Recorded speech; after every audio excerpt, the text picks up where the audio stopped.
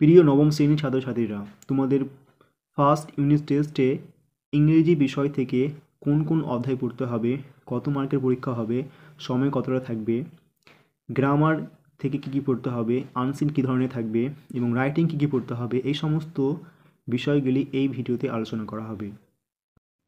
তোমাদের পরীক্ষা হবে 40 নম্বরের, সময় থাকবে 1 ঘন্টা 30 মিনিট।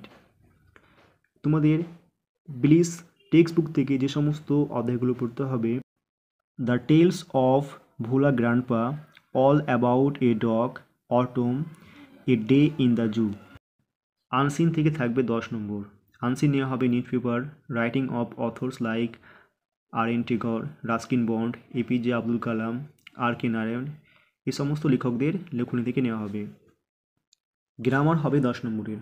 গ্রামারগুলো হবে article, preposition, narration change, voice change, proper form of verbs, classification of adverbs, identify the various types of sentences, simple, complex, compound, clause এবং ভোকাবুলারি থাকবে সিনোনিমস ফ্রম আনসিন প্যাসেজ।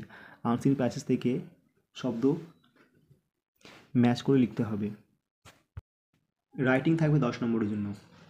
রাইটিংগুলো যে কোনো একটি করতে হবে: biography, official letters, narrating personal experience to friends, paragraphs, story, dialogue, flow chart.